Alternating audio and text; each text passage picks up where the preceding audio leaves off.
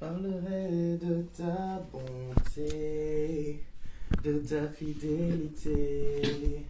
Je dirai tout haut, tout haut, tout haut, ce que tu as fait pour moi. Je proclamerai la gloire de ton nom. Je parlerai de ta bonté, de ta fidélité. Je dirai tout haut, tout haut, tout haut, ce que tu as fait pour moi. Je proclamerai ton nom.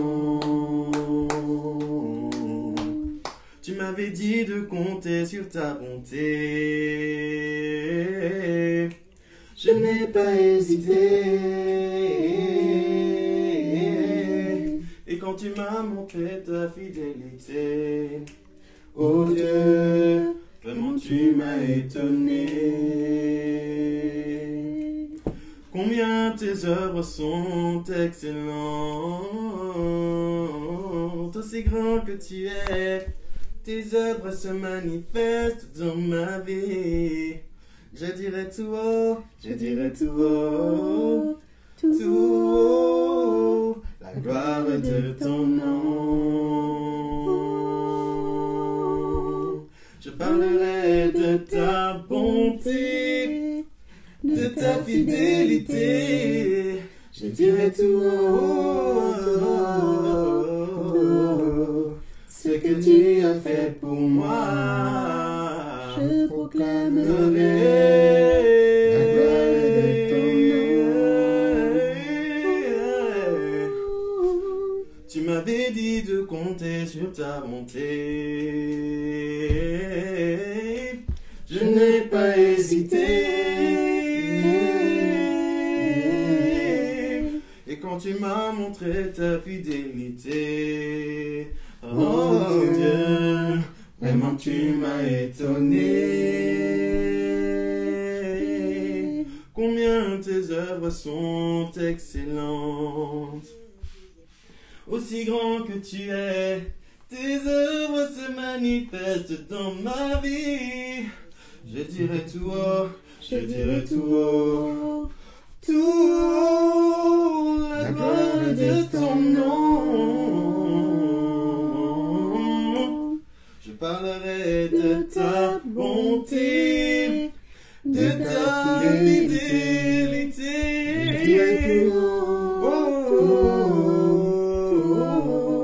Ce que tu as fait pour moi, je proclamerai la gloire de ton nom. Alléluia, alléluia, alléluia, alléluia.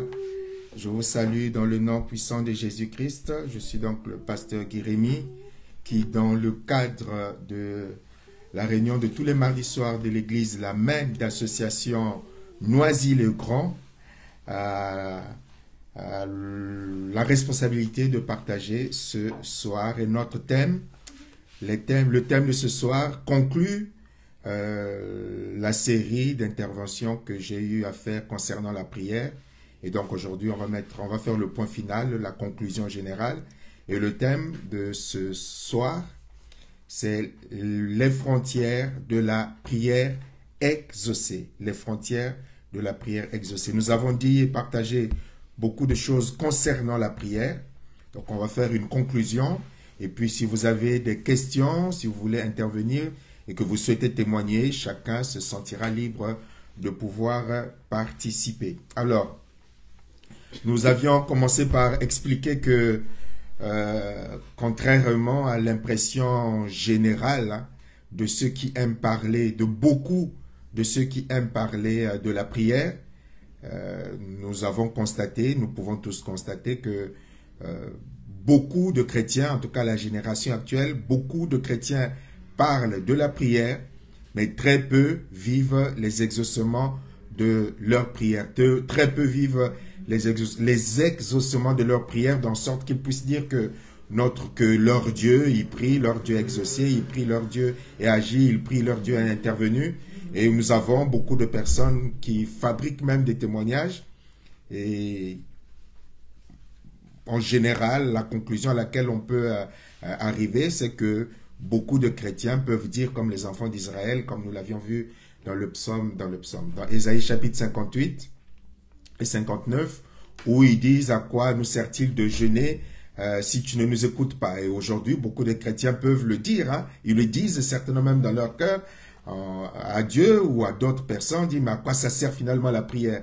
On participe à des marathons de prière, on participe à des nuits de prière, on participe à des veillées de prière, on participe à des jeûnes de 21, de 40, 50 jours, mais les exaucements semblent être des exceptions. Voilà, normalement, proportionnellement au temps que nous passons dans la prière, nous devrions vivre des exaucements permanents, réguliers, familiers, mais là on a beaucoup de chrétiens qui constatent que ils prient beaucoup, ils jeûnent beaucoup, mais les exaucements sont à compte-gouttes.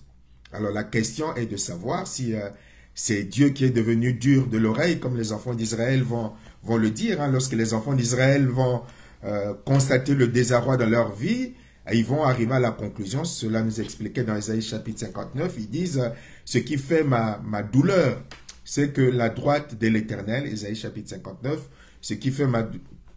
Non, ça c'est Asaph qui le dira dans le psaume 77, où Asaph dira: ce qui fait ma douleur, c'est que la droite de l'Éternel n'est plus aussi puissante qu'avant. Et dans Ésaïe 59, le Seigneur, les enfants d'Israël, le Seigneur répond aux enfants d'Israël en disant que la droite de l'Éternel, la main de l'Éternel n'est pas trop courte et son oreille n'est pas trop dure. En quelque sorte, les enfants d'Israël devraient certainement dire: voilà, ben, la droite de l'Éternel, la main de l'Éternel est trop courte. Il voudrait bien agir, mais voilà, il peut pas. Il peut pas parce que la main est trop courte pour accéder au bouton qui déclenche l'exaucement, qui déclenche l'arrivée des bénédictions. Il devait aussi se dire: mais l'oreille de Dieu, on crie, on prie, on parle, mais il n'écoute pas, il n'exauce pas. Donc son oreille est devenue trop dure comme l'oreille d'une personne âgée. Et Dieu va leur répondre dans Ésaïe chapitre 59 que non, la main de l'Éternel n'est pas trop courte, la main de l'oreille, son oreille n'est pas trop dure, et il va leur expliquer que ce sont vos péchés qui m'empêchent de vous bénir. C'est ce qui sera largement expliqué, nous en avons déjà parlé, où Dieu va expliquer que ce sont vos péchés qui m'empêchent de vous bénir et qui ferment accès à la prière. Donc, vous pouvez lire Ésaïe 58, 59, vos péchés ferment accès à la prière. Donc, la rareté des exaucements ne remettent pas en question la puissance de Dieu, ne remettent pas en question la fidélité de Dieu, ne remettent pas en question l'amour de Dieu. La rareté des exaucements de Dieu dans les vies de ses enfants remettent en question ses enfants. Voilà. C'est nous, les chrétiens, qui devons nous remettre en question notre foi, remettre en question notre vie chrétienne, remettre en question ce que nous allons voir entre autres, si nous sommes, remettre en question la manière que nous concevons la vie chrétienne, la manière que nous concevons, dont nous concevons la vie de prière. Parce que notre Dieu, comme nous l'avons dit, nous l'avons vu par la suite, notre Dieu nous a fait des multitudes et des milliers de promesses d'exaucement. Je ne veux pas revenir sur toutes ces promesses que nous avons déjà vues, mais les promesses sont grandes. Et le Seigneur Jésus-Christ s'est engagé, a engagé même sa personne. Il a même dit, voilà, si vous priez le Père en mon nom, j'exaucerai. Si vous priez le Père en mon nom, voici, le Père vous l'accordera. Donc, le Seigneur Jésus-Christ, concernant les prières, a engagé sa personne, a engagé son nom, a engagé son Père, de sorte que il nous dit, voilà, peut-être pas à cause de vous, mais à cause de moi, si vous priez en mon nom, je vous exaucerai, le Père vous entendra. Donc, Dieu a donné des multiples et des milliers de promesses pour nous assurer que il est un Père responsable, qu'il est un Père bienveillant, qu'il est un Père fidèle, qu'il est un Père qui prend soin de ses enfants. Ce n'est pas un Père charnel comme nos pères biologiques qui parfois et souvent sont défaillants, mais que c'est un Père qui a les capacités et qui a les moyens comme cela nous est expliqué concernant concernant Abraham, ce que Dieu promet, je crois que c'est dans Romains chapitre 4, ce qu'il promet, il a le pouvoir de l'accomplir. Nous promettons, nous n'avons pas toujours le pouvoir d'accomplir nos promesses. Nous promettons, nous n'avons pas toujours les moyens de respecter nos engagements pour différentes raisons, comme nous en avions déjà parlé. Mais Dieu, lui, il a les moyens, la compétence, la puissance, le pouvoir, l'autorité de respecter sa parole et ses engagements en ce qui concerne les promesses qu'il fait à ses enfants. La preuve la plus flagrante de la fidélité de Dieu, c'est la venue de Jésus, c'est l'envoi de Jésus. Nous avons vu également au cours d'une des prédications sur le sujet, comment est-ce que Dieu a été fidèle à l'humanité, comment est-ce que Dieu a été fidèle à Israël, comment est-ce qu'en dépit de notre ingratitude, Dieu a continué à manifester de la fidélité, a continué à manifester un accompagnement particulier de sorte qu'il a respecté sa parole. Dès le premier péché, il a donné son engagement de nous envoyer un sauveur en dépit des multitudes comportements décourageants de l'être humain. Nous avons vu le cas de figure où il est dit que Dieu se repentit d'avoir fait l'homme. Donc, en dépit de multiples sources de découragement qui auraient pu faire en sorte que Dieu puisse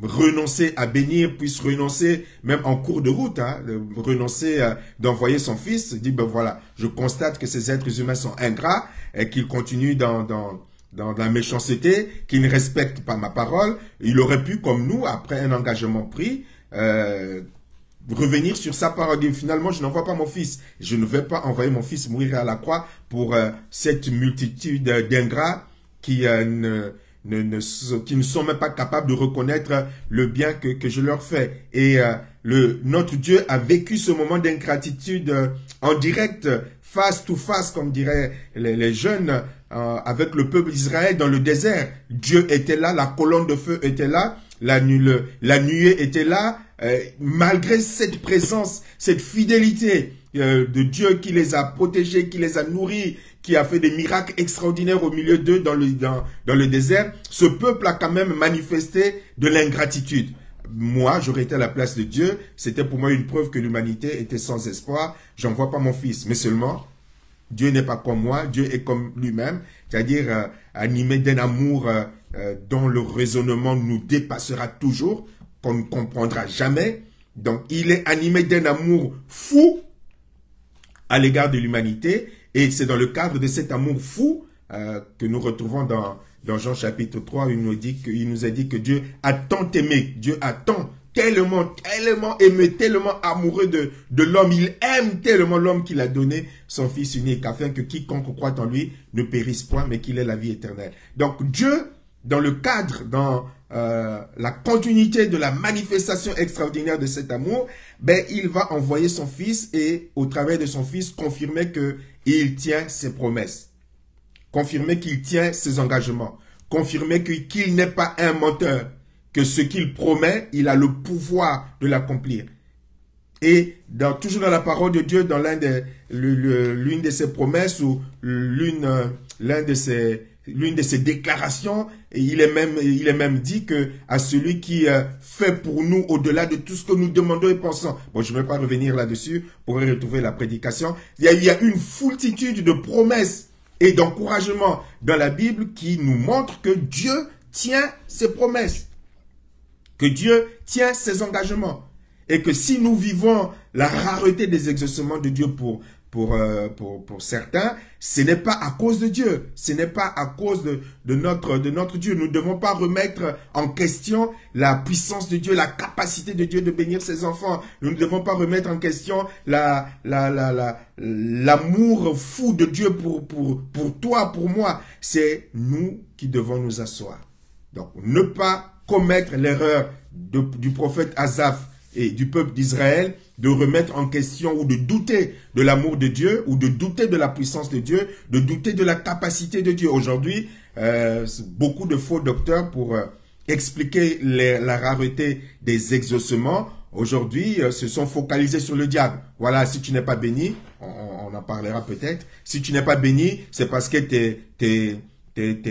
c'est la malédiction de tes oncles. Là, je parle pour des chrétiens, je ne parle pas à des païens. Ce que je dis là n'est pas valable pour des païens.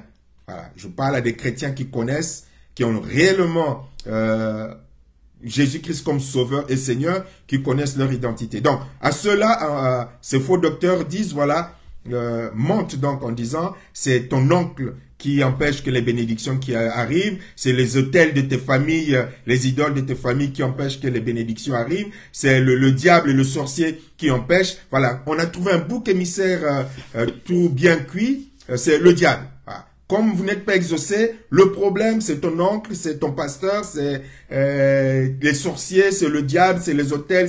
Alors on va chercher des explications pseudo-spirituelles pour dire aux gens, ta bénédiction est bloquée par ces entités spirituelles. Alors que ça voudrait dire que le diable aurait cette capacité de dire non à Dieu lorsque le Père a décidé de bénir ses enfants. C'est quand même fou lorsqu'on essaie de raisonner sur ce point. Ça voudrait dire que Dieu aujourd'hui veut bénir Guy Rémy et le diable a le pouvoir de dire non. Bah, donc ça voudrait dire que Dieu n'est pas tout puissant. Ça voudrait dire qu'il est limité. Que le diable limite Dieu. Ce qui est une aberration spirituelle extraordinaire. Le diable n'a aucun pouvoir de bloquer la bénédiction d'un véritable enfant de Dieu. Aucun pouvoir. Un enfant de Dieu avec le Saint-Esprit en Jésus-Christ dans la nouvelle alliance, celui qui est assis, l'enfant de Dieu, qui est assis dans les lieux célestes avec Christ, dans les lieux célestes avec Christ, celui dont la Bible dit dans Colossiens chapitre 3, verset 3, que notre vie, ta vie est cachée avec Christ en Dieu, celui qui est assis, celui qui fait partie du corps de Christ au-dessus de toute autorité, au-dessus de toute domination, au-dessus de toute principauté, qui est dans l'autorité de Jésus-Christ, celui qui est dans la victoire, parce que les vrais enfants de Dieu sont dans un combat spirituel dans lequel ils sont déjà vainqueurs. Jésus-Christ a déjà gagné pour eux. Tout ce que nous avons à faire, c'est de nous maintenir dans cette victoire. Mais la victoire, elle est déjà là. On n'a plus à combattre dans la victoire. Et donc, lorsque tu es dans la défaite par rapport à l'ennemi, c'est pas Dieu qui n'est pas fort, c'est que toi, tu es sorti du cadre qui te permet d'être dans cette victoire. Et donc, c'est toi qui dois revenir et non pas remettre en question Dieu. Et c'est la même chose en ce qui concerne les exaucements de prière. C'est lorsque ça ne va pas, c'est nous qui devons nous poser par rapport à Dieu. Donc, premier élément. L'un des points importants par rapport à la prière, lorsque nous prions, j'avais terminé la fois dernière, le mardi dernier, en disant que tant que Dieu ne nous a pas dit que le sujet, l'objet ou le sujet de notre prière, tant que Dieu ne nous a pas exprimé son opposition à prier dans un certain sens, nous avons le droit et le devoir de continuer de prier. Voilà. Tant que Dieu ne t'a pas dit, voilà, Guy Rémy, tu arrêtes de me prier dans ce sens. Nous avons pris l'exemple de l'apôtre Paul qui priait pour que Dieu le délivre, le guérisse de l'écharpe. Dieu lui a dit, tu arrêtes. Tant que Dieu ne t'a pas dit, arrête, tu as le droit et le devoir de prier. De prier ton Dieu et de continuer d'espérer qu'il puisse exaucer. Mais il y a des éléments supplémentaires qui nous permettent d'encadrer, d'où le thème de ce soir qui est les frontières de la prière exaucée. Mais il faut tenir compte aussi de certains paramètres que nous allons examiner particulièrement ce soir. Donc je veux survoler. Ce sont des paramètres qui seront et qui sont, puisque le livre est presque terminé, qui sont développés un peu plus dans le livre à venir. Donc parmi ces paramètres, c'est important de réaliser que lorsque on vient dans la prière, déjà il faut que je définisse. Merci. Le Saint-Esprit me dit de préciser une chose. C'est important que nous puissions nous accorder sur le sens de la prière sans chercher à être théologique. La prière, c'est le moyen de communication, de conversation, de dialogue que Dieu a établi entre lui et nous par le Saint-Esprit. La prière, c'est tout simplement cela. Le moyen de communication, le moyen de dialogue, le moyen de conversation que Dieu a établi entre lui et nous par le Saint-Esprit. C'est la simple définition de la prière. Après, il y a différentes sortes de prières que des théologiens ont établies, ont classifiées, ont présentées. Mais en revenant sur ce que Dieu dit dans Philippiens, chapitre 4, hein, faites connaître vos besoins à Dieu par des requêtes, des supplications, des actions de grâce. Voilà. Il y a différentes formulations de la prière, la louange, l'adoration, requête, supplication, action de grâce. Vous pourrez les déclarer ou les déclamer ou les allonger autant que vous voulez. Mais ça se résume à une seule chose. Mon moyen de communication, de dialogue, de conversation entre toi et Dieu. Et au cours de cette phase de communication, de conversation, de dialogue, il y a des moments où il y a la louange, il y a l'adoration, il y a la requête, il y a la demande, il y a l'intercession, il y a différentes déclinaisons, c'est le mot que je cherchais, qui apparaissent concernant la prière.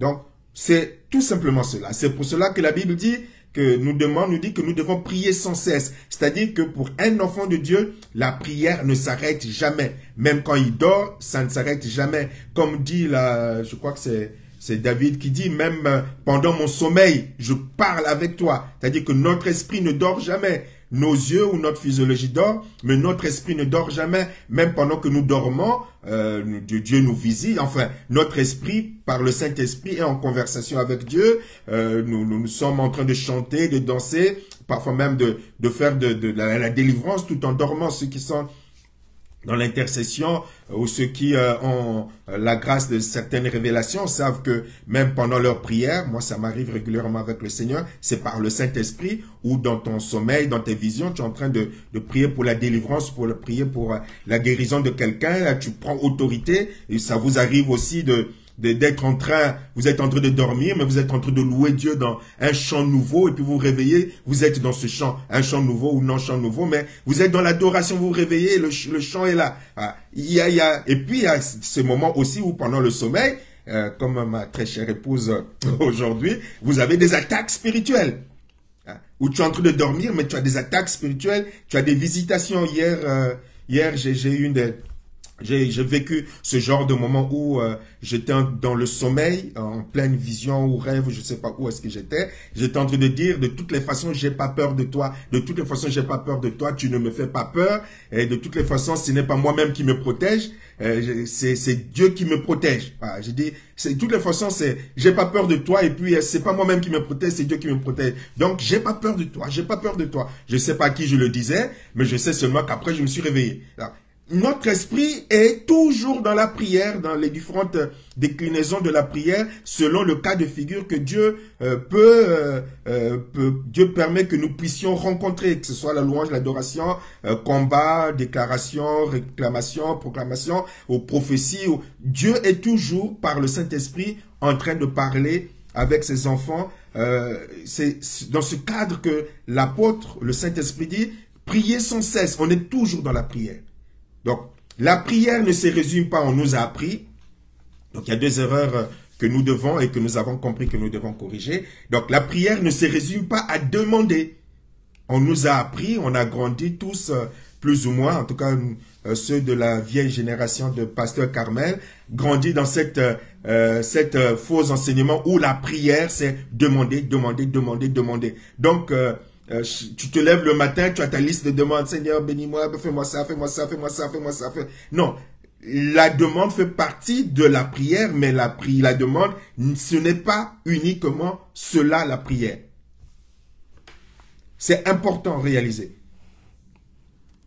La prière, c'est un tout avec le Seigneur. À un moment, c'est la louange, l'adoration. Il y a aussi l'écoute, il y a la méditation. Quand tu médites la parole de Dieu, le Saint-Esprit te parle. Donc en méditant, tu es dans la prière. Tu es dans la prière également, dans la conversation avec Dieu. Tu es dans le dialogue avec Dieu. Tu es dans la communication avec Dieu. En méditant la parole de Dieu. Là, il te nourrit, il te parle, il te guide, il te conseille, un moment passionnant d'intimité avec Dieu. Parfois, on cherche l'intimité, je ne sais pas dans quelle phase, mais le grand moment d'intimité, c'est quand tu es là, Tu es bloqué sur un verset biblique et puis tu es en train de parler avec le Seigneur. Tu ne réalises même pas que tu es en train de parler. Je crois que beaucoup de chrétiens ne réalisent même pas que le Saint-Esprit est en train de leur parler. Ils pensent que c'est juste une lecture intellectuelle. Mais tant que tu es justement qu'à une lecture intellectuelle, tu n'es pas en conversation. Mais quand tu réalises que tu commences à vivre la parole de Dieu, ça commence à être un sujet de découverte, là tu es en train de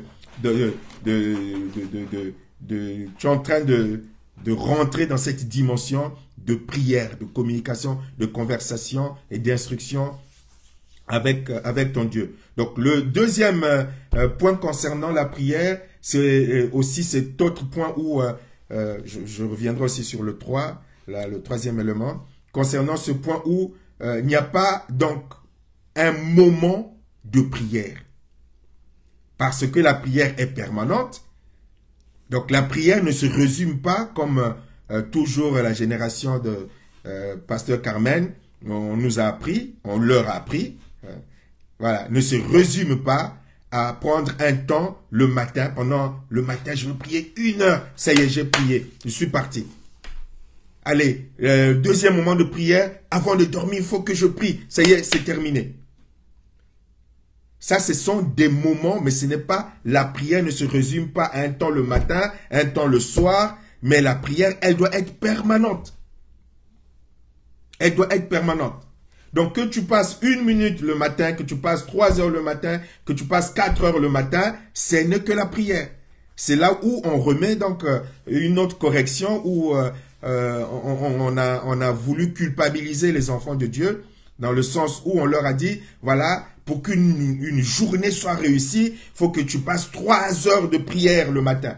Si tu ne passes pas 3 heures de prière le matin, eh ben, non seulement ta prière, ta vie, ta journée va être gâchée, le diable te guette tellement que tu n'es pas protégé, et en plus, ça veut dire que tu n'es pas spirituel, quoi.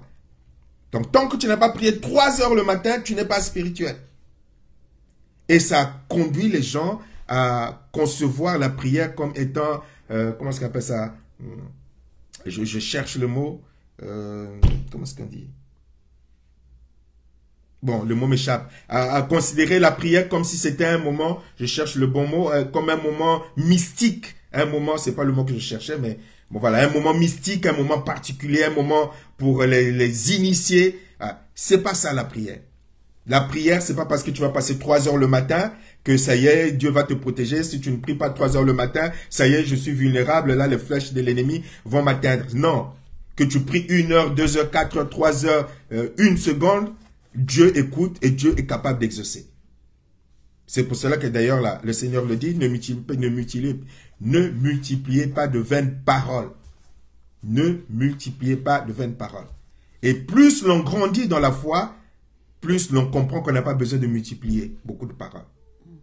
Parce que tu es dans l'autorité.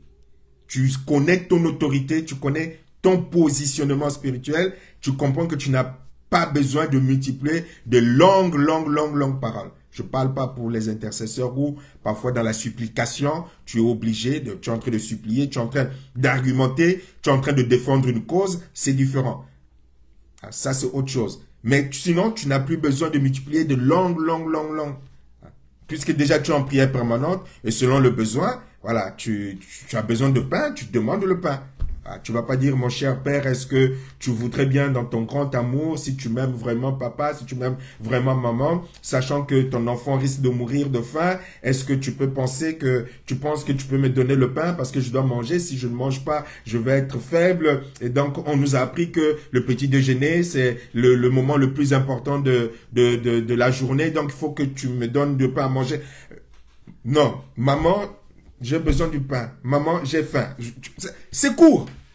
Et parfois, on fait beaucoup de cinéma comme les Français de l'époque où on complique le français. Faut pas compliquer. Tu parles à ton père. Tu parles à ton Dieu. Tu ne parles pas à son éminence, je ne sais pas trop qui, mais tu parles à ton papa.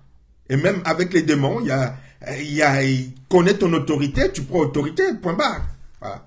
Lorsque il m'arrive d'avoir un cas de possession, il y a une chose que je déteste, C'est le cinéma des démons. Donc, dis non, toi, je veux pas de cinéma, les agitations là. Non. Donc, quand je m'approche, je fais la prière dans mon cœur où je murmure, dis je n'en veux pas. Faut pas me distraire. Ben, généralement, ben, les gens bougent pas, les gens...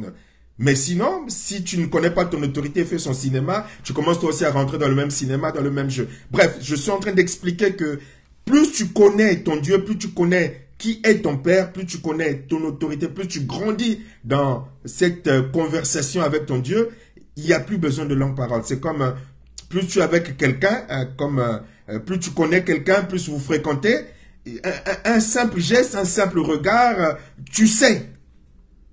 Tu sais. Même ton enfant, maman Carmen regarde seulement du coin de l'œil, ils savent que, ah, là, cool, ça suffit. Pasteur Carmen regarde seulement du coin de l'œil, cool, ça suffit. On n'a plus besoin de, comme auparavant, expliquer, comme avec les bébés, hein, pour dire, voilà, faut pas toucher là, faut pas aller là, faut pas... Arrivera un temps où seulement le coup d'œil là, dit, bon, vaut mieux qu'on se calme, ça suffit. On grandit. Plus tu grandis, plus tu as cette simplicité relationnelle qui permet d'agir sans multiplier des vaines et de longues, grandes paroles. Ton Dieu connaît que tu as besoin. Ton Dieu sait que tu as besoin. Tu parles simplement, tu présentes simplement les choses sans trop aller à gauche ni aller à droite, en s'appuyant toujours sur la nature et les qualités et la nature de ton Dieu. Que ton Dieu est amour, que ton Dieu est patient, que ton Dieu pardonne. Voilà, tout ce que Dieu... Toutes les identités ou les présentations de Dieu sont l'objet de support de tes prières pour bien orienter, pour bien t'appuyer. Celui qui sait qui est convaincu que Dieu prend soin de lui, ne priera pas de la même manière que celui qui est désemparé, qui doute que Dieu prend soin de lui. Il ne priera pas de la même manière. Il y a l'un qui priera paniqué, hein, comme ceux qui ne connaissent pas leur autorité. Il y a un bruit dans la maison.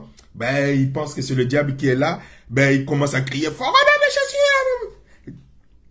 Toute la maison est réveillée parce que, voilà, il faut prier fort pour que les démons s'en aillent. Et même les enfants se réveillent. Mais on n'a pas besoin de prier fort pour que les démons comprennent qu'il y a une autorité. On n'a pas besoin de crier fort. Dans la Bible, parfois, quand ça arrivait, pour prier d'une forte voix, ben, il y avait la foule, il y avait le bruit. Bon, tu es obligé de parler fort. Mais si tu connais ton autorité, tu n'as pas besoin de crier fort. Souvent même, le fait de s'agiter, de parler fort, donne même l'information au démon que oh, celui-là ou celle-là ne connaît pas son autorité. C'est juste en train de s'agiter, on va continuer notre cinéma. On va continuer notre cinéma. C'est juste le bruit, le makelele de celui qui ne connaît pas. Voilà donc ce que je voulais dire. Donc, partant de là, il est important, lorsque nous avons un sujet de prière, on rentre dans les frontières, de vérifier que le sujet de prière que nous présentons à Dieu est conforme à sa parole. C'est important. On ne prie pas, on ne vient pas demander n'importe quoi, on ne vient pas demander n'importe comment, mais déjà vérifier que ce que je demande est conforme à la parole de Dieu. Lorsque je n'étais pas encore chrétien et que j'étais encore païen, je crois que je vous l'avais déjà présenté, je vous en avais déjà parlé, quand on disait la prière, voilà, tu demandes à Dieu, tu peux tout demander à Dieu. J'avais cette notion que le Dieu était là à mon service. Aux différentes Coupes du Monde, j'ai prié pour que la France gagne la Coupe du Monde. La France n'avait pas gagné la Coupe du Monde.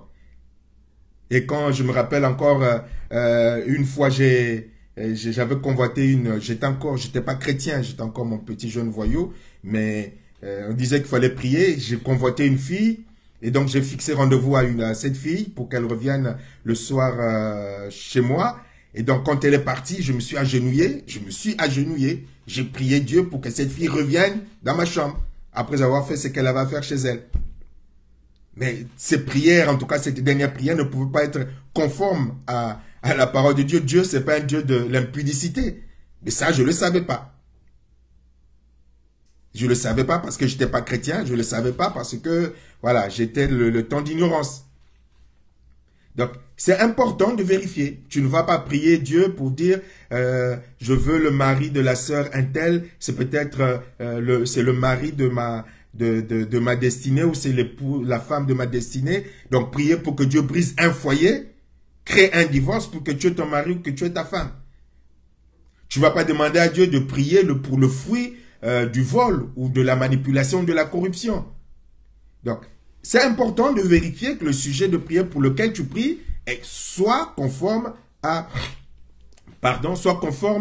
la parole de Dieu. C'est important. C'est aussi important de veiller, deuxième point important, c'est aussi important de veiller que le sujet pour lequel l'on prie est conforme à la promesse que Dieu m'a faite. Vous savez, il y a les promesses générales que Dieu fait à tous ses enfants, et puis il y a des promesses particulières, précises, qu'il vient faire à aussi chacun de ses enfants, selon ce que nous verrons tout à l'heure, selon le projet qu'il a pour cet enfant. Si Dieu n'a pas dit que Pasteur Guy-Rémy doit avoir la plus grande église de la région parisienne, pourquoi est-ce que toi tu vas aller réclamer parce que tu es jaloux de je ne sais pas quel pasteur, tu vas te mettre à prier, donne-moi, donne-moi, donne-moi. Mais c'est que Dieu t'a dit que tu auras l'église la plus grande de la région parisienne. Donc, il y a des promesses qu'il faut d'abord vérifier. Père, est-ce que cette promesse générale, je peux me l'approprier? Est-ce que cette promesse particulière également dans ta parole, je peux me l'approprier? Parce que ce que Dieu va donner à l'un, il ne sera pas obligé de donner à l'autre. Parce que le plan de Dieu pour l'un n'est pas conforme au plan de Dieu pour l'autre. Et donc, il y a des moments dans la foi chrétienne, il faut vérifier si la promesse que tu réclames ou le verset biblique sur lequel tu réclames. Donc, avant même parfois de demander à Dieu, tu vérifies, peut-être prie pour dire à Dieu si telle est ta promesse te concernant. Voilà, Père, telle promesse tu as dit dans la Bible. Est-ce que je peux m'appuyer sur cette promesse? Il faut peut-être procéder par étapes. Est-ce que je peux m'appuyer là-dessus? Oui. Bon, si je peux m'appuyer là-dessus, voilà. Allons-y. Allons-y. Ça, c'est dans la communion, dans la communication, le dialogue que tu vas avoir avec Dieu qui te permettra de le faire. Je ne voudrais pas te rentrer dans les détails, sinon je nous garderai longtemps, même pour celui qui prie, même pour celui qui intercède. C'est pour cela que la Bible dit que toutefois, en toute chose, il faut toujours revenir au fait que c'est la volonté de Dieu qui doit s'accomplir. Donc, il faut avoir, même si j'anticipe, il faut avoir ces deux dimensions. Il y a des moments où tu ne sais pas, tu pries, mais il faut que tu saches qu'à la fin, pouvoir dire, toutefois pas ma volonté, mais ta volonté. C'est-à-dire, je ne sais pas, je prie pour cette promesse qui est générale, mais ne sachant pas si cette promesse générale est la promesse particulière dans ma vie. Donc, à la fin, je dois garder en conscience que toutefois, non pas ma volonté, mais que ta volonté s'accomplisse. Mais le problème, c'est que parfois, nous rentrons dans une promesse et on oublie le côté volonté de Dieu. Et ça vient créer en nous beaucoup de découragement, beaucoup de tristesse et parfois beaucoup d'incrédulité où après, on ne veut plus aller à l'église parce que bon, on n'a pas fait les choses par étapes. On n'a pas fait les choses par étapes. C'est comme lorsqu'on a des enfants dans la maison. Nous savons qu'à un certain moment, ça sera pour un tel, mais ce qui est pour un tel maintenant n'est pas pour l'autre maintenant. Ou ne sera jamais pour l'autre. C'est dans la communion, dans la communication avec ton Père, avec le Saint-Esprit, que tu vas développer cette complicité qui te permettra à arriver à cette conclusion. Et après, si Dieu vous a fait la promesse, ben, il faut persévérer. Il faut persévérer. Et c'est l'une des dimensions de la prière qui fait défaillance dans les vies des enfants de Dieu où on est prompt à demander, mais on manque de persévérance. Or, la Bible nous dit que vous avez besoin de persévérance pour obtenir ce qui vous a été promis. Après avoir lutté, vous puissiez obtenir ce qui vous a été promis. Persévérance. Parfois, ça prend du temps. Ça a pris 10 ans pour le couple qui était dans l'église. Ça a pris 25 ans pour Abraham. Ça a pris près de 20 ans, 18, 19 ans pour David. Ça a pris plus pour Joseph. Mais persévérance. Persévérance, persévérance. Et c'est souvent ce qui nous manque et ce qui nous fait défaut. Il y a un autre élément aussi qui concerne les promesses de Dieu lorsque la promesse vient de Dieu. Parfois, Dieu nous fait la promesse, soit prophétiquement, parole de connaissance ou directement. Mais souvent ces promesses, Dieu, parfois, les accompagne des conditions. Il dit, voilà, Jérémie, voici ce que tu auras, mais tu devras faire ceci, tu devras faire cela, tu devras faire ceci, tu devras faire cela. Ou il y a une vision qui t'apparaît, tu n'es pas marié, tu es en tenue de mariage. Après, Dieu te donne certains éléments d'information, mais tu es tellement focalisé sur ta robe blanche, sur le fait que c'est le mariage, que tu ne tends plus l'oreille sur les conditions d'accompagnement de la réalisation de la promesse, pour t'accompagner dans la manière dont tu vas prier pour la matérialisation de cette promesse de Dieu. Et souvent, c'est là aussi le problème. Dieu te dit, te promet, mais il dit, ben voilà dans quelles conditions. Voilà. Mais tu n'as pas écouté ce que Dieu t'a présenté comme condition d'exaucement. Tu n'as pas écouté ce que Dieu t'a dit sur les principes à respecter pour que tu pries par rapport à ces principes, les différentes étapes. Et puis tu attends, mais tu n'as pas respecté les conditions, les éléments importants de détail qui allaient accompagner la prière pour qu'elle soit exaucée. Et donc, tu passes à côté de la matérialisation des choses. Mais pourtant, Dieu m'avait dit que j'allais avoir un enfant. Et pourtant, Dieu m'avait dit que j'allais me marier. Et pourtant, Dieu m'avait dit que j'allais avoir la voiture. Et pourtant, donc, on prie, mais tu es en train de prier, de continuer de demander, mais les éléments qui devaient accompagner cela, tu as oublié, tu as négligé et tu n'en as plus tenu compte. Donc, c'est important, lorsque Dieu t'a fait une promesse et que tu continues à prier pour accompagner cette promesse, il faut aussi tenir compte, tendre aussi l'oreille à Dieu pour écouter les principes qui accompagneront l'exaucement de cette prière. C'est important. C'est comme si tu vas planter une graine, mais si tu ne mets pas l'eau, si tu ne viens pas la plante en train de grandir, si tu ne viens pas couper les herbes qui sont tout autour, mais ça ne va pas produire ce que ça devait produire. Donc, si on est au clair par rapport à cela, il faut après cela attendre que Dieu puisse accomplir sa promesse, parce que Dieu ne ment pas. Dieu ne ment pas. Et donc, dans la Bible, il nous est présenté, je regarde l'heure, il nous est clairement expliqué que les exaucements de prière ont des frontières, ont des obstacles. Et que si ces frontières ne sont pas respectées, ben, tu pourras beau prier, il y aura des obstacles qui seront là pour empêcher l'exaucement de ta prière. Nous avons vu le cas général qui empêche l'exaucement d'une prière. Le cas général, c'est le péché, comme nous l'avons vu en préambule dans Ésaïe chapitre 59, 58-59, lorsque les enfants d'Israël disent « Nous avons beau jeûner, tu n'exauces pas », Dieu va leur répondre que ce sont vos péchés qui vous cachent ma face et qui m'empêchent de vous bénir. Ce sont vos péchés. Et la Bible le présente, le péché, comme l'obstacle général à l'exaucement de la prière. Et autant, la Bible présente l'obéissance comme le facteur général d'exaucement de prière. Facteur général, pas particulier, général.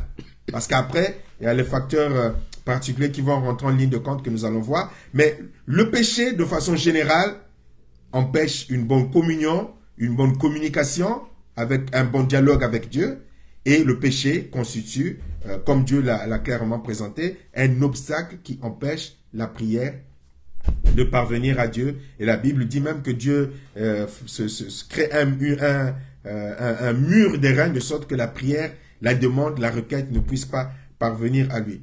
Et puis il y a des cas particuliers, les cas particuliers tels que le refus de pardonner.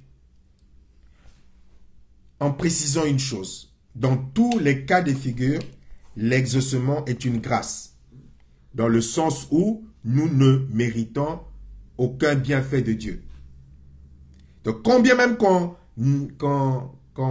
respecterait toutes les conditions, l'exaucement reste une faveur imméritée, reste une grâce. Parce que quand nous parvenons même à être dans l'obéissance, c'est par la grâce de Dieu. Donc, ce n'est pas un mérite.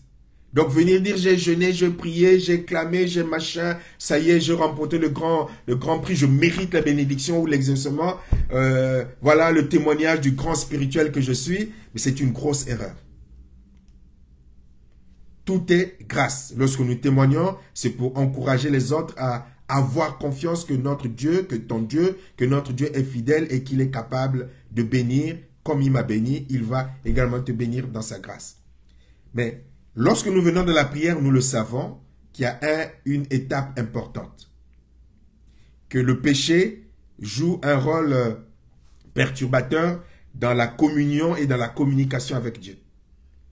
Donc, fort de cela, nous savons qu'en venant à Dieu, il y a une étape qui est inévitable autant que l'adoration, la louange, inévitable, qui arrive certainement au troisième point, c'est la repentance. Nous adorons Dieu, nous louons Dieu, mais nous savons que nous ne pouvons pas, peut-être même avant la repentance, même arrive même en première position, parce que si tu es dans le péché, ta louange, ton adoration, ben, ça n'a pas la saveur que Dieu voudrait. Rappelons-nous aux enfants d'Israël, lorsque Dieu leur dira, éloignez de moi le bruit de vos cantiques, de vos chansons, de vos instruments de musique. Voilà. Je me ferme les oreilles lorsque vous entamez vos cantiques. Donc, lorsque nous approchons à Dieu, c'est même le point le plus important et permanent, c'est que je dois veiller à ce que ma communication soit permanente. Je dois veiller à ce que je sois connecté. Parce que si je ne suis pas connecté, mon téléphone ne va pas me servir à grand chose. Donc, avant de faire mon direct, je vérifie que ma connexion passe. Et donc, pour ma connexion, c'est le moment de repentance. C'est le moment où je suis conscient que je dois venir devant Dieu et que je suis sûr que le dialogue va passer. Et c'est pour cela que l'un des facteurs qui bloque la communication, c'est le refus de pardonner. Refuser de pardonner. Il n'y a pas 14 péchés où Dieu dit, voilà, si tu ne pardonnes pas, je ne pardonne pas. Avec le péché contre le Saint-Esprit, donc le blasphème, ça fait partie de ces péchés impardonnables. Et Dieu dit donc, il faut que tu pardonnes pour que je te pardonne. Donc, tous les jours, nous venons en communication, en communion avec Dieu. Nous voulons maintenir notre communion, notre communication en bon état avec Dieu. Donc, nous veillons en permanence, normalement, à ce que aucune rancune, aucune amertume, aucun refus de pardon vienne perturber la connexion. Et donc, on n'attend pas un moment de repentance pour cela. De façon permanente, moi je tiens à ma bonne communication avec Dieu. Donc de façon permanente, je veille à ce que dans mon cœur, il n'y ait aucun péché qui puisse perturber ma communion, ma communication avec Dieu. Or, il y a un péché qui est grave, c'est le refus de pardonner. Parce que Dieu dit, si tu ne pardonnes pas, je ne pardonne pas. Or, si Dieu ne me pardonne pas, ben, la communication et la communion, ben, elle est remise en question, perturbée. Donc, si la communion et la communication est perturbée profondément parce que je refuse de pardonner, mais si je me mets à prier, ben, je me mets à louer, je me mets à adorer, ben, ça ne montera pas très haut. Et Dieu ne peut pas m'écouter, il ne peut pas m'exaucer. C'est pour cela que dans l'un des passages, il est même dit, voilà, quand tu es là en train de faire ta prière, tu te souviens que l'autre a quelque chose contre. Pardonne. Et à un autre endroit, il dit, va te réconcilier. Mais dis, pardonne. Tu es en train de me prier, mais dans le cœur, ça va pas. Pardonne. Et puis continue ta prière. Ou va te réconcilier et amène ton offrande. Et le refus de pardonner est l'un des obstacles le plus partagé par de nombreux chrétiens. Ce qui devait être élémentaire est devenu ce qui a de plus compliqué dans les cœurs des enfants de Dieu. On nourrit la rancœur, on nourrit la rancune. On en veut à ses parents, à son oncle, à sa tante, au cousin, à la cousine, au premier amour, au deuxième amour, au troisième amour, à l'ex. On en veut, on nourrit. Et ça vient bloquer. Ça vient bloquer. Et beaucoup ne vivent pas les bénédictions de Dieu à cause de ça. L'amertume, la rancœur, le refus de pardonner, ça tourner à les choses, à la méchanceté. Le cœur est devenu méchant. Et puis on vient prier et Dieu ne peut pas exaucer. Mon frère, ma soeur, ça c'est un élément important à régler dans ta vie, dans ta relation fraternelle. Tu es parti d'une église, tu es parti d'une autre église. Mais tu en veux à l'ancienne église, tu en veux à l'ancien pasteur. Tu en veux à tes frères et sœurs de l'ancien groupe. Donc, autant d'églises que tu as quitté, autant d'églises avec autant de frères et sœurs auxquels tu en veux. Et tu nourris la haine et la rancœur, la rancune. Mais tu vas jeûner, tu vas prier, tu vas donner une retraite spirituelle, tu perds ton temps. Ne t'étonne pas que tu ne vives pas autant que ça les bienfaits de l'Éternel. Parce que Dieu ne peut pas bénir là où il y a le péché. Surtout celui-là.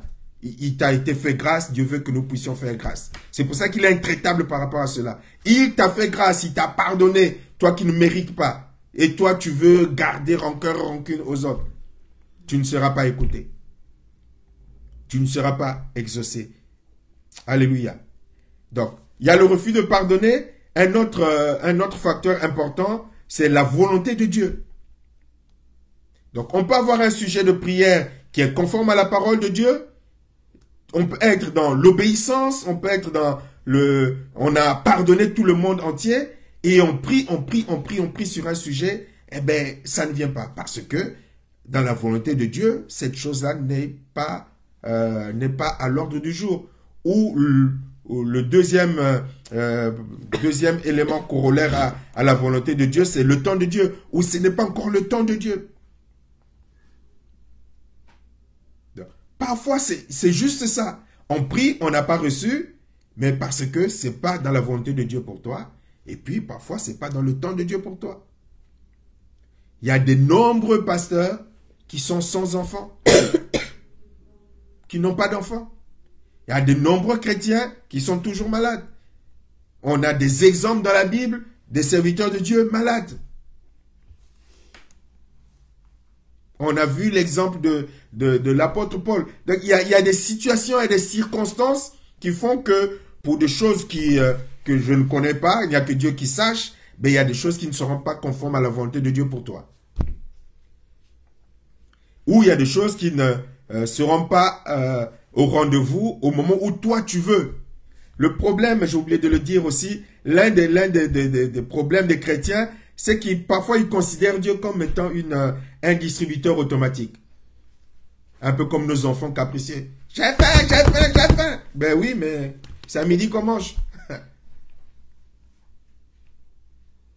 Dieu n'est pas un distributeur automatique où parce que tu as besoin de quelque chose, tu vas demander, il va te répondre tout de suite, immédiatement, aussitôt. Tu as appuyé sur le bouton, pourquoi ça tombe, allez, je me sers. Dieu a ses paramètres à lui pour exaucer. Et parmi ces paramètres, il y a sa volonté et parmi ces paramètres, il y a le temps de Dieu. Nous en avions parlé. Il y avait le temps de Dieu pour Joseph, il y avait le temps de Dieu pour Moïse, il y avait le temps de Dieu pour Abraham et la volonté de Dieu également. Et nous avons vu aussi, nous verrons tout à l'heure, il y avait le temps de Dieu pour Jésus également. Il y avait le temps de Dieu pour Timothée. Il y avait le temps de Dieu. Il y a le temps de Dieu. Il y a la volonté de Dieu. Il y a le temps de Dieu. Il faut que nous apprenions dans notre maturité spirituelle également à tenir compte de ce paramètre. C'est pas, mais Seigneur, parfois on dit, mais je suis dans la sanctification. Hein, l'un des reproches parfois qu'on reçoit en privé, c'est pasteur, je suis resté comment est-ce qu'ils disent, dans la sanctification jusqu'au mariage, mais j'ai pas d'enfant. Donc je suis pas sorti avec des hommes, je suis pas sorti avec des femmes, je suis resté même vierge, mais j'ai pas d'enfant. Alors que Dieu normalement devrait me donner comme prime les enfants. Mais si c'est pas dans la volonté de Dieu, mon frère, ma soeur, si c'est pas dans la volonté de Dieu, ou si c'est pas dans le temps de Dieu, si c'est pas dans la volonté de Dieu, c'est vain. Si c'est pas dans le temps de Dieu, il faut attendre. Ce n'est pas parce que tu as été dans la sanctification que ça y est, tout de suite, première relation avec le mari, tout de suite, tu vas avoir des triplés. Non. Dieu a son temps. Il faut garder la foi et continuer à persévérer jusqu'à ce qu'ils te disent, bah, si ce n'est pas dans ma volonté, mais ce n'est pas dans ma volonté. Mais tu persévères. Alléluia. Et il y a un autre paramètre, c'est le manque d'amour. Si tu n'es pas dans l'amour, comme dit la parole de Dieu, Si vous demeurez dans mon amour, demandez ce que vous voudriez, cela vous sera accordé. Si vous demeurez dans ma parole, mais si vous demeurez dans mon amour, si vous demeurez en moi, si vous demeurez dans mon amour, mon Père et moi, demandez ce que vous voudrez, cela vous sera accordé. Et parfois, on n'est pas tout simplement dans l'amour. Nous ne sommes pas dans l'amour, nous sommes dans la haine, nous sommes dans les divisions. Et une église qui est dans la haine, qui est dans la division, vous pouvez beau prier, intercéder, ben Dieu n'exaucera pas. Regardez le nombre d'églises qui prient, qui jeûnent, qui font des veillées, des retraites spirituelles, mais si peu de témoignages, si peu de témoignages. Mais parce qu'ils sont dans la haine, dans la division, il n'y a pas d'amour. Car là où il y a l'amour, Dieu est propice et prompt à intervenir et à agir et à exaucer.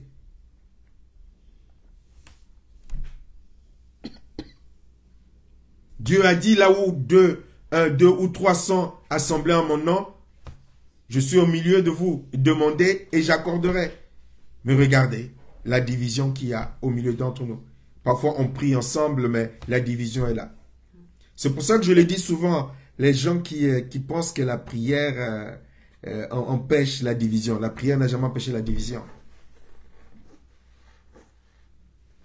La prière n'a jamais empêché la division. Dis, mais parfois on demande au couple, vous avez des problèmes, est-ce que vous priez ensemble? Mais c'est parce que vous ne priez pas ensemble. Mais qui vous a dit que la prière empêchait la division? Les églises qui prient, qui jeûnent matin, midi, soir sont dans la division.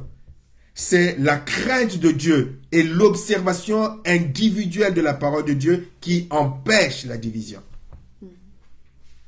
Qui empêche la division. Mais sinon, les gens peuvent prier tous ensemble. On en a tous fait les expériences.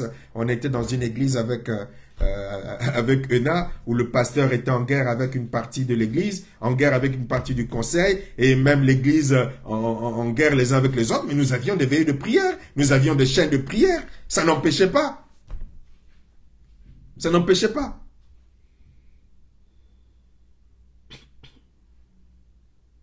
Mais Dieu dit, le Seigneur promet, si 2 ou 3 sont assemblés en mon nom, s'il y a l'unité réelle, là vous pouvez prier, là vous allez voir ce que Dieu est capable de faire.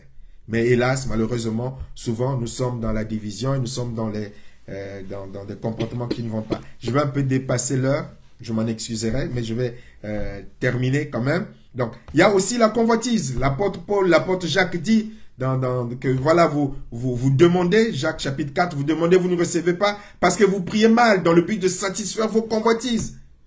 Surtout avec l'évangile de la prospérité, qui vient nous dire que vous devez convoiter les choses du monde, pour convoiter les choses du monde, qui nous font rentrer dans les valeurs des choses du monde. Des choses charnelles. Vous convoitez, vous êtes dans la convoitise. Vous pensez que c'est en possédant les choses du monde que vous allez démontrer votre bénédiction. Mais vous êtes dans l'erreur. Et donc, on a une génération de cet évangile de la prospérité où les gens courent après les choses du monde. Convoitise, convoitise. Mais ils ne sont pas exaucés. Ils vont prendre des crédits, des dettes à gauche, à droite pour prouver que matériellement, ils sont bénis. Mais ce n'est pas les bénédictions qui viennent de Dieu. Donc, l'apôtre dit, si c'est par convoitise, tu peux beau prier, tu perds ton temps. Tu ne seras pas exaucé. Pour le diable, nous avons vu cela, que le diable n'est pas un obstacle à l'exaucement. Il est un obstacle indirect, dans le sens où il va t'influencer à l'incrédulité, au doute, à la désobéissance, qui va faire que toi-même, tu te mettes dans des conditions où tu ne puisses pas être exaucé. Il est un obstacle indirect. Il incite à l'incrédulité, il incite à la désobéissance, comme il a influencé Adam et Ève. Adam et Ève étaient dans des conditions d'exaucement. Pour qu'ils sortent des conditions d'exaucement, il les a incités à désobéir à Dieu. Et ainsi, ils se sont retrouvés dans des conditions où ils ne pouvaient plus avoir la faveur de Dieu. Donc le diable n'est pas un obstacle direct, c'est-à-dire qu'il n'a pas le pouvoir de se mettre entre Dieu et toi pour empêcher Dieu de te bénir. C'est impossible. Mais il peut te pousser toi à pécher de sorte que tu te retrouves dans des conditions à ne plus être exaucé. C'est cela la vérité. En conclusion, en fait, la meilleure des prières, c'est la prière selon l'esprit. La meilleure des prières. C'est-à-dire que tu dois développer la communication avec le Saint-Esprit. Et quand tu as développé cette complicité, cette communication avec le Saint-Esprit te conduira selon les circonstances de ton dialogue avec ton Dieu, soit à adorer, soit à louer, soit à réclamer, soit à faire la requête, soit à intercéder, soit à... Le Saint-Esprit, il faut être à l'écoute du Saint-Esprit pour faire la bonne prière au bon moment. Soit le silence. Le silence également est une prière. Le silence, le rire aussi est une prière. Le rire est une prière. Je n'ai pas l'autorisation de mon épouse, mais tu me permets? Où elle a rigolé face à l'ennemi. Le rire est une prière. Elle rigolait face à l'ennemi. Tu vois le déploiement de la force de l'ennemi, mais tu rigoles. C'est aussi une force. Tu montres ton assurance dans la foi. Je vous avais parlé de cette autre fois où j'étais en train de dormir tranquille un samedi soir, un samedi soir bascule dimanche, où le diable était venu, ou les sorciers, ou je sais pas qui, était venu m'étrangler. J'avais vraiment sommeil, j'étais fatigué, j'avais sommeil. Ils sont venus pour m'étrangler. J'ai dit, ben voilà, j'ai dit, je suis fatigué, vous ne me faites pas peur. Si vous voulez me tuer, tuez-moi. De toutes les façons, si vous me tuez, je vais auprès de Jésus. Ben, soit vous réussissez votre coup, soit vous dégagez de là parce que je vais dormir. Mais si c'est pour me faire peur, vous ne pouvez pas me faire peur. Dégagez de là. Ils sont partis. Ils sont partis. Donc nous vivons ces multiples moments où avec le Saint-Esprit va t'inspirer la bonne prière. Va dire là mon enfant garde le silence. Là mon enfant rigole. Là mon enfant prend autorité. Là mon enfant proclame. Là mon enfant danse. Danse. Tout ça, c'est le Saint-Esprit. La bonne, la vraie prière, l'authentique prière, c'est celle qui est faite sous la direction. Tu as une situation, comme tu es toujours en communication permanente avec ton Dieu, prier sans cesse, tu tends l'oreille le Saint-Esprit pour qu'il te dise ce que tu dois faire. Tends seulement la main. Tu tends seulement la main. Acclame seulement. Tu acclames seulement. Les autres qui sont là, qui sont dans la chair, ne comprennent pas, ne peuvent pas comprendre. Mais tu le vis avec ton Dieu. C'est ça, la bonne prière. La bonne prière, c'est celle qui est faite par le Saint-Esprit. Au moment où tu tends l'oreille, le Saint-Esprit va te rappeler la parole que tu as méditée. Même la parole que tu as méditée il y a 20 ans, il va te rappeler la parole, le verset biblique approprié. Te dit, réagis comme Josué dans cette situation. Réagis comme Abraham dans cette situation. Réagis comme un tel dans cette situation. Personnage biblique. Il va te rappeler un moment. Voilà, tu es là dans une situation. Baf, il te fait passer à Paul dans la prison avec Barnabas, je crois. C'est ça, je sais plus. Et là, il te dit, loue seulement, chante. Là, tu te mets à chanter. Ça, c'est la vraie prière qui conditionne l'exaucement à 100%. C'est celle où tu es en train d'œuvrer dans la dimension du Saint-Esprit. D'œuvrer dans la dimension du Saint-Esprit.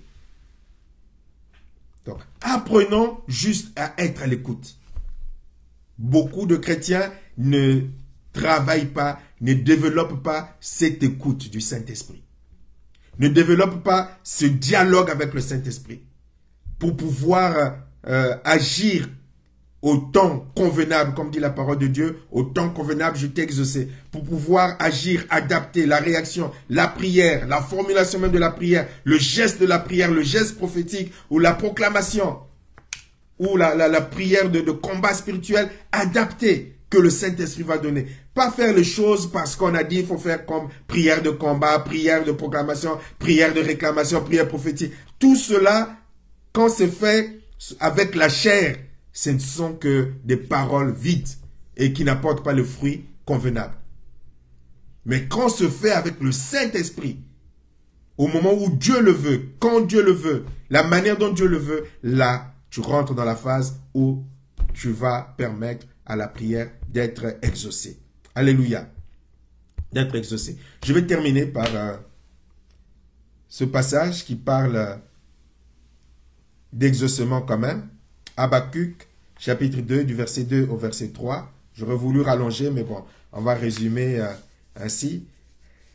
Habakkuk 2, du verset 2 au verset 3. L'Éternel m'adressait la parole et il dit, écris la prophétie, grave-la sur des tables afin qu'on la lise couramment, car c'est une prophétie dont le temps est déjà fixé, elle marche vers son terme, elle ne mentira pas. Si elle tarde, attends-la, car elle s'accomplira certainement. C'est pour dire que la prière, selon la volonté de Dieu, est comme une prophétie dont le temps est fixé. Et si elle n'est pas encore exaucée, mais il faut attendre l'accomplissement, elle s'accomplira certainement. Donc, à nous, en conclusion, à nous de nous mettre dans les conditions qui permettront à Dieu d'exaucer nos prières. En sachant toujours que c'est sa volonté qui s'accomplit, c'est son temps qui est respecté, c'est son plan qui se déverse, mais qu'en toute chose, nous avons un Père qui nous écoute. Qui nous écoute. Nous avons un Père, un Dieu qui nous écoute, qui a la puissance, qui a les moyens, qui a les capacités d'exaucer toutes nos prières. Faites selon la pensée que le Saint-Esprit nous inspire. Voilà, 20 heures pile, j'ai terminé.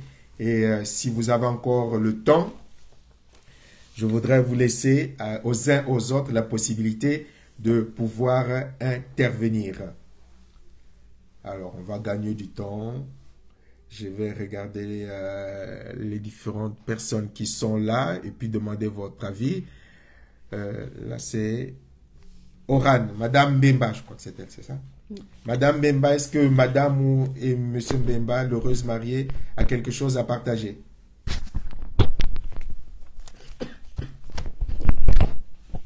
Si elle peut s'exprimer.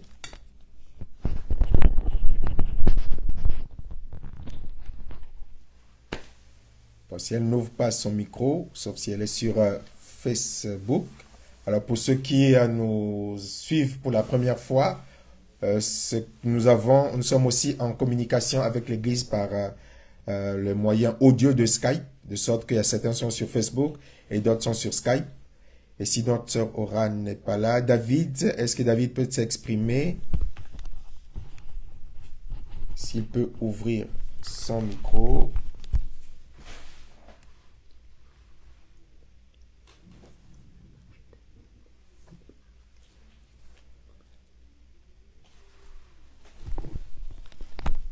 Bon.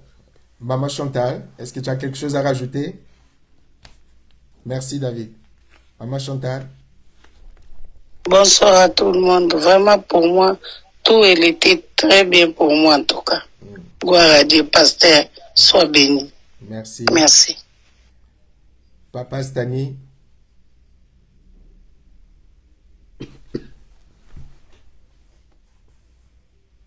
Bonsoir à tous. Bonsoir. Je dis Amen à la parole de tout cœur. Merci beaucoup. Frère Audrey.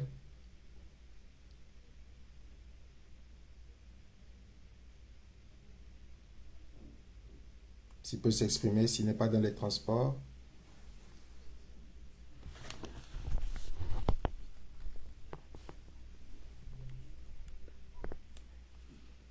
Sinon, notre sœur Sandra.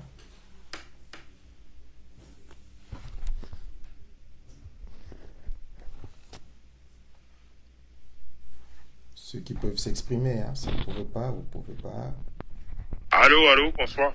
Bonsoir, frère Audrey. Ah, désolé, j'étais en train de lutter avec mon micro.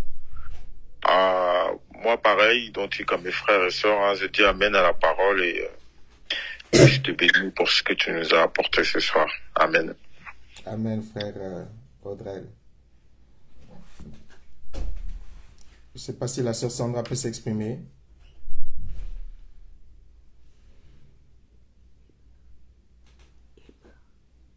Non.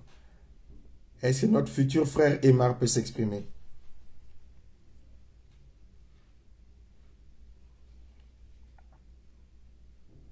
Bon, le frère Aymar est parti. Notre sœur Michel.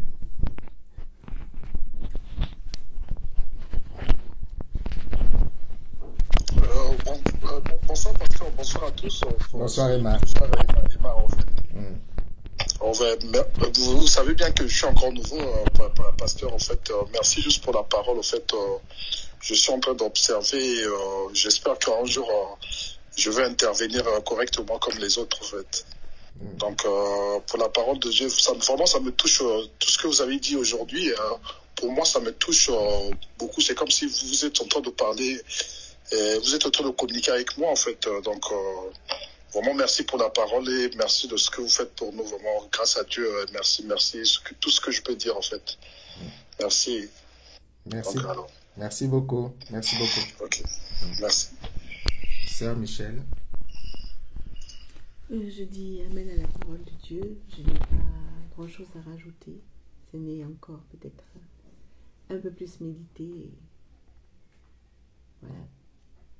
Merci beaucoup. Demeure bénie. Merci. Et pour la fin, notre ancienne pasteur Carmel.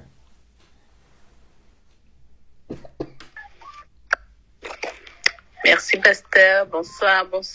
Donc ta contribution et puis la prière pour la fin. Amen. Alors ma contribution va être rapide parce que ça a été complet et je crois que chacun peut se retrouver dans les différentes cas de figure et je bénis le Seigneur parce que plus nous avançons, plus le Seigneur nous renouvelle dans l'intelligence et nous sort des automatismes charnels parce que c'est vrai que quand on arrive dans le Seigneur, on a des croyances et par la grâce de Dieu, tout disparaît pour laisser place à la vérité. Et donc, je bénis le Seigneur pour la parole de vérité qu'il nous donne, pour la délivrance. C'est une délivrance de réaliser que si on rate sa prière de 4 heures du matin, on ne sera pas puni par le Seigneur, on ne ratera pas les bénédictions. C'est une vraie délivrance. Ça peut faire sourire, mais c'est vrai qu'il y a des personnes qui sont vraiment dans des jougs par rapport au sujet de la prière. Vraiment, que Dieu soit loué, c'est tout ce que je peux dire, parce que je prends ma part aussi, et je prie que chacun la prenne. Amen. Amen. Que Dieu te bénisse. Donc, nous allons prier. Père très saint, c'est toujours avec tellement de bonheur, avec tellement de joie, Seigneur, que nous accueillons ta parole, Seigneur, parce que tu nous surprends toujours, tu réussis toujours à venir toucher nos cœurs, Seigneur, comme toi seul sais le faire. Et ce soir, Seigneur, nous voulons encore nous recommander à ta grâce, Seigneur, après avoir entendu, Seigneur, ce message, pour nous approcher de toi, Seigneur, avec confiance, pour réaliser, Seigneur, que tu nous aimes, Seigneur Dieu, d'un amour si grand, si profond, Seigneur, que rien, Seigneur Dieu, ne peut nous séparer de toi. Et nous pouvons donc nous approcher de toi, Seigneur, avec confiance dans ce dialogue, Seigneur, que tu nous as décrit ce soir, Seigneur Dieu. Nous voulons prier pour qu'il n'y ait plus d'obstacles entre toi et nous. Nous voulons prier, Seigneur, pour que notre relation avec toi soit saine, que nos prières, Seigneur, soient toujours dirigées, conduites par ton esprit, que nos cœurs, Seigneur, soient toujours légers lorsque nous nous plaçons devant toi, Seigneur Dieu, qu'il n'y ait pas de retenue, qu'il n'y ait pas de chaîne, Seigneur, mais que nous puissions, Seigneur, vraiment entrer dans cette liberté que tu nous as acquise à la croix, Seigneur Jésus, que tu nous as donné gratuitement, Seigneur, par la foi. Vraiment, Seigneur, j'intercède ce soir parce que, Seigneur, nous avons parfois, Seigneur, tellement de joug, Seigneur Dieu, et aussi beaucoup de découragement lorsque, Seigneur, la promesse tarde, lorsque nous estimons, Seigneur, que tu n'as pas répondu. Et ce soir, tu nous dis que tu es là, que tu nous entends, Seigneur, que tu nous exauces, Seigneur, selon ta volonté. Et ta volonté est parfaite, Seigneur. Ta volonté est au-dessus de la nôtre. Apprends-nous, Seigneur, comme tu l'as fait ce soir, Seigneur. Apprends-nous à vivre avec toi, parce que au travers de la prière, c'est cette communion avec toi que tu veux établir, Seigneur Dieu. Apprends-nous cette véritable communion. Dans le nom de Jésus, nous t'en supplions. Oh Seigneur, viens débarrasser, Seigneur, nos cœurs des préjugés, des idées reçues, Seigneur, de l'expérience, de la mauvaise expérience. Mais rends toutes choses nouvelles, Seigneur.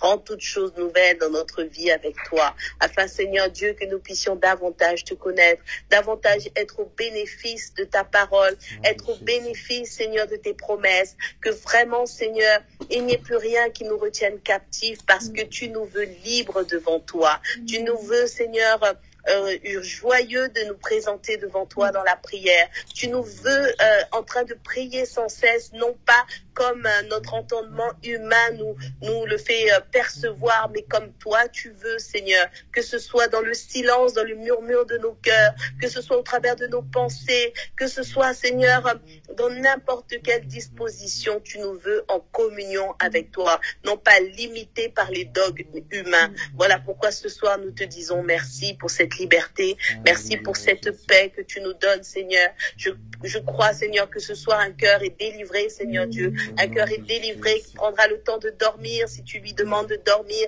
plutôt que de se réveiller dans la nuit. Un cœur est délivré, Seigneur Dieu, et se permettra de prier dans son cœur, Seigneur, sans attendre de faire de longues prières, sans multiplier de vaines paroles, Seigneur. Tu ne nous dis pas de ne pas prier, de ne pas te parler. Mais Seigneur, tu parles des vaines paroles, de ce qui, à ton sens, Seigneur Dieu, n'est pas utile. Merci pour le renouvellement de l'intelligence. Nous te recommandons, Seigneur, notre soirée.